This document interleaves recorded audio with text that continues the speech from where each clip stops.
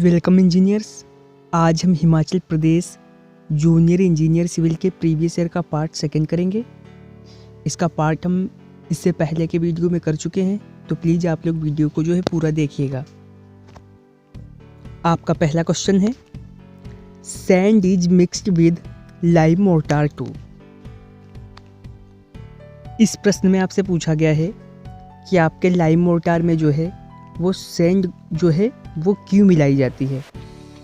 आपको ऑप्शंस दे रखे हैं, स्ट्रेंथ को इम्प्रूव करने के लिए, या फिर कॉस्ट को रिड्यूस करने के लिए, या सेटिंग टाइम को रिड्यूस करने के लिए, या फिर प्रिवेंट श्रिंकेज के लिए। तो आपके लाइम मोर्टार में जो सैंड मिलाई जाती है किस लिए? श्रिंकेज को प्रिवेंट करने के लिए। ऑप्शन नंबर डी आपका बिल्कुल राइट आंसर रहेगा।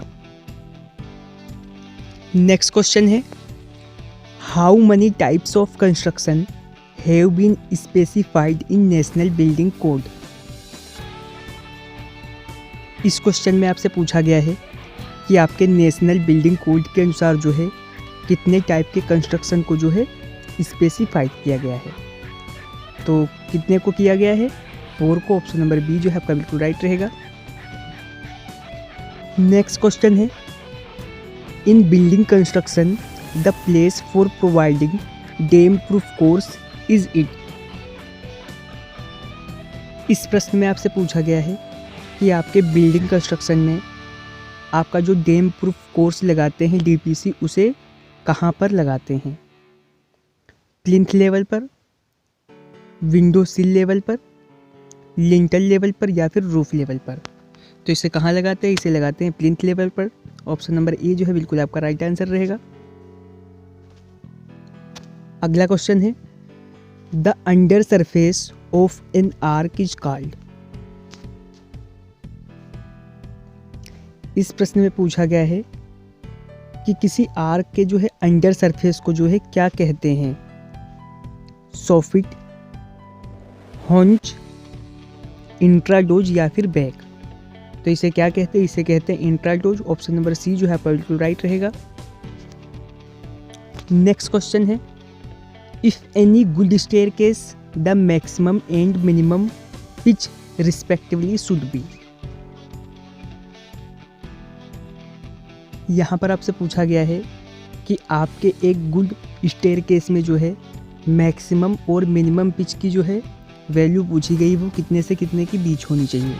तो आपका ऑप्शन नंबर ए बिल्कुल राइट रहेगा। 40 डिग्री से लेके 25 डिग्री तक। नेक्स्ट क्वेश्चन है, डॉग लेग्ड स्टेयर्स आर। तो यहाँ पर आपसे पूछा गया है कि डॉग लेग्ड स्टेयर जो होती हैं वो कैसी स्टेयर्स होती हैं। तो आपका ऑप्शन नंबर सी बिल्कुल राइट रहेगा। वो हाफ टर्न स्टेयर्स होती हैं। अगला क्वेश्चन है, area of opening for buildings of large permeability is more than. इस प्रश्न में आपसे पूछा गया है कि आपके लार्ज परमेबिलिटी वाले बिल्डिंग के लिए ओपन एरिया का पूछा है कि किससे अधिक होना चाहिए। वॉल एरिया का 10%, वॉल एरिया का 20%, वॉल एरिया का 30%, या फिर 50%। तो कितना होना चाहिए? वो होना चाहिए वॉल एरिया का 50%। ऑप्शन नंबर डी आपका बिल्कुल राइट रहेगा। अगला क्वेश्चन है, the quantity of dried distempers required for single coat over an area of 100 square metre each. इस प्रश्न में आपसे पूछा गया है कि 100 स्क्वायर मीटर से सिंगल कोट के लिए ड्राइड डिस्टेम्पर की जो मात्रा पूछी गई है कि वो कितनी लगेगी। आपको ऑप्शंस दे रखे हैं, 6.5 kg, 8 kg, 5 kg, या फिर 7.5 kg। तो 100 स्क्वायर मीटर के लिए ड्राइड डिस्टेम्पर कितना लगेगा? ऑप्शन नंबर ए आपका बिल्कुल राइट रहेगा, 6.5 kg। नेक्स्ट क्वेश्चन है, pigeon ratio for concrete. Concrete का जो पाइजन रेशियो होता है वो क्या होता है? कांस्टेंट रहता है, या रिचर मिक्स के साथ जो है इंक्रीज होता है या रिचर मिक्स के साथ डिक्रीज होता है। कंक्रीट का पॉइजन रेशियो जो है वो रिचर मिक्स के साथ जो है इंक्रीज होता है। ऑप्शन नंबर बी जो है आपका बिल्कुल राइट आंसर रहेगा। नेक्स्ट क्वेश्चन है the percentage of voids in cement is approximately. तो यहाँ पर आपसे सीमेंट के अंदर जो है परसेंटेज पूछी गई है किसकी वॉइड्स की, कि वो लगभग में कितनी होती है। आपको ऑप्शंस दे रखे हैं 60%, 20%, 40% या फिर 80%। तो कितनी परसेंटेज होती है वॉइड की? ये होती है 40%। ऑप्शन नंबर सी जो है आपका बिल्कुल राइट आंसर रहेगा। अगला क्वेश्चन है during slaking process the volume of lime. तो इस प्रश्न में आपसे पूछा गया है कि बुझाने की प्रक्रिया के दौरान जो है चूने का जो है वॉल्यूम पे जो क्या इफेक्ट पड़ता है। धीरे धीरे जो है डिक्रीज होता है या तेजी से डिक्रीज होता है या इंक्रीज होता है या फिर सेम रहता है। तो बुझाने की प्रक्रिया के दौरान चूना क्या होता है, वॉल्यूम जो है इसका इंक्रीज होता है। ऑप्शन नंबर सी जो है आपका बिल्कुल राइट रहेगा। अगला क्वेश्चन है plaster of Paris is obtained from the calcinations of. Plaster of Paris जो है हमें किसके कैल्सिनेशन से जो है प्राप्त होता है? बॉक्साइट के, लाइमस्टोन के, डोलोमाइट के या फिर जिप्सम के।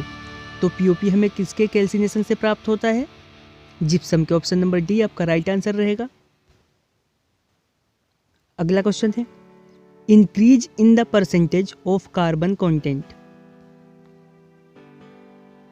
इस प्रश्न में आपसे पूछा गया है कि अगर कार्बन कंटेंट की जो है परसेंटेज अगर जो इंक्रीज हो जाती है तो क्या इफेक्ट पड़ता है।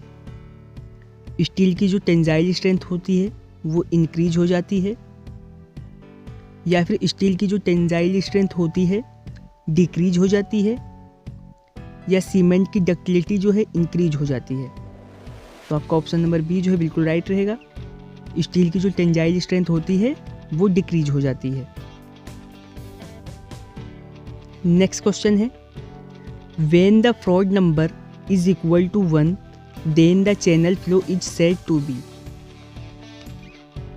तो इस प्रश्न में आपसे पूछा गया है कि जब आपका फ्रॉड नंबर 1 के जो है बराबर हो तो चैनल फ्लो को जो है क्या कहते हैं?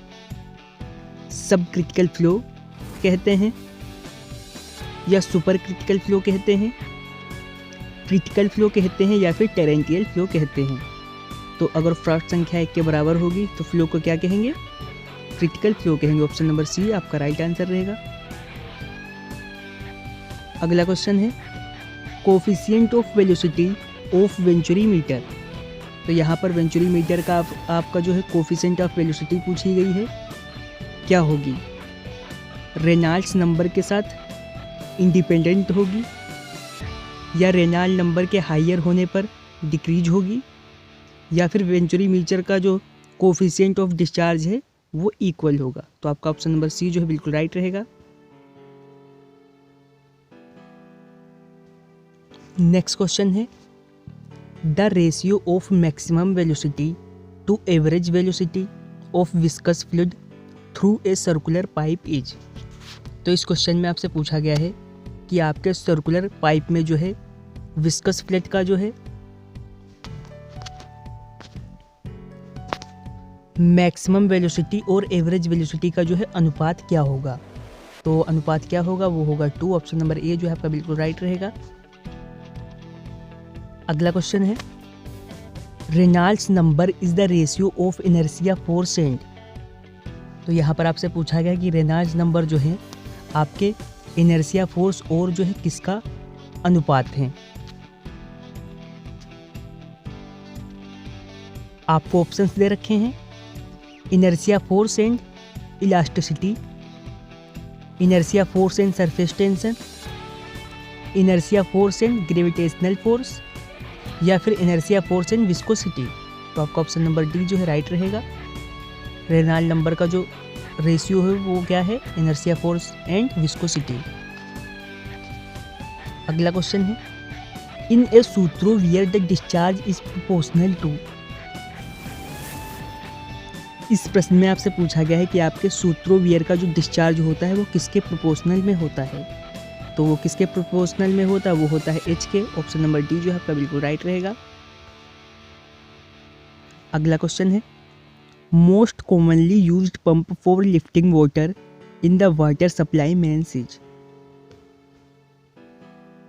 इस प्रश्न में आपसे पूछा गया है कि मेन वाटर सप्लाई में जो है पानी को लिफ्ट करने के लिए नॉर्मली हम किस पंप का यूज करते हैं, एक्सियल फ्लो पंप का, रेसिप्रोकेटिंग पंप का, रोटरी टाइप पंप का, या फिर सेंट्रीफ्यूगल पंप का। तो हम किस पंप का यूज करते हैं, एक्सियल फ्लो पंप का। ऑप्शन नंबर ए जो है आपका बिल्कुल राइट रहेगा। नेक्स्ट क्वेश्चन है, swelling potential of A soil is indicated by. इस प्रश्न में आपसे पूछा गया है कि किसी भी सॉइल की जो स्वेलिंग पोटेंशियल होती है वो किस चीज़ को इंडिकेट करती है, सॉइल की सेंसिटिविटी को, या सॉइल की एक्टिविटी को, या फिर सॉइल की परमेबिलिटी को, या फिर सॉइल की कंप्रेसिबिलिटी को।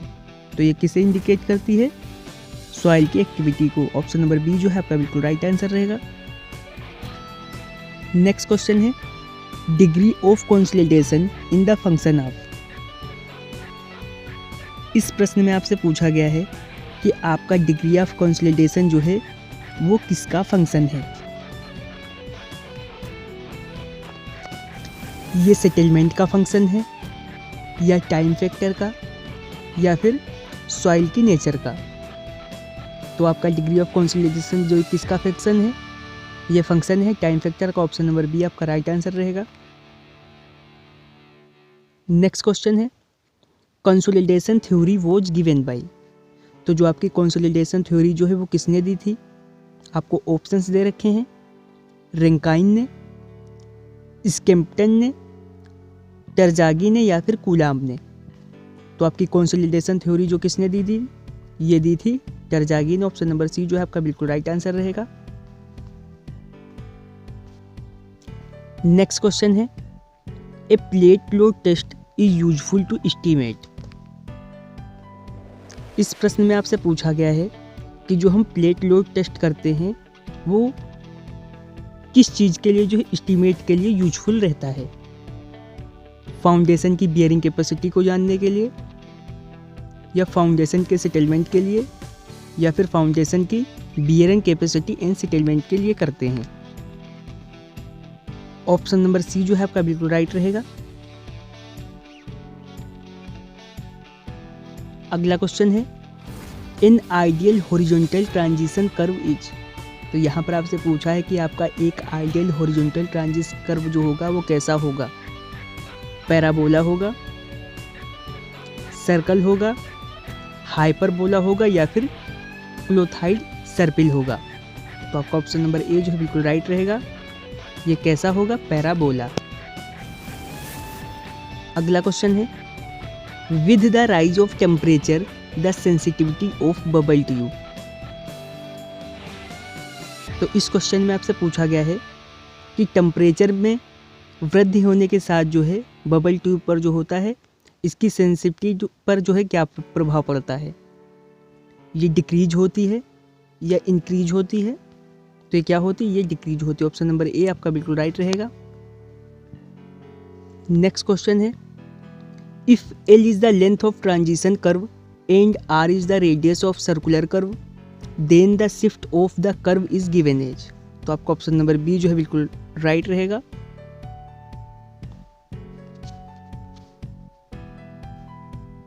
फिर आपका अगला क्वेश्चन है, total numbers of elastic constant of an orthotropic material are.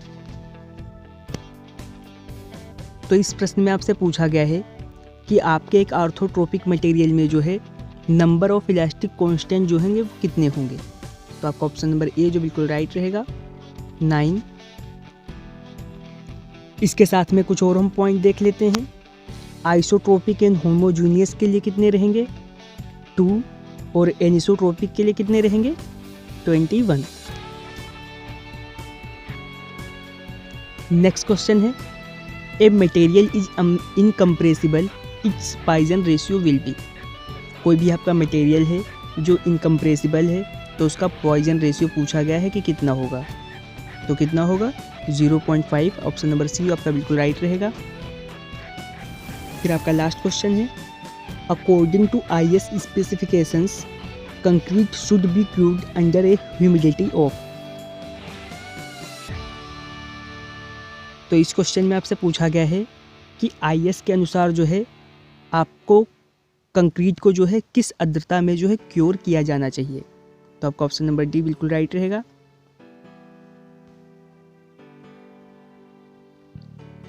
आज हमने Himachal Pradesh junior engineer civil के प्रीवियस ईयर का पार्ट 2 कंप्लीट कर लिया है।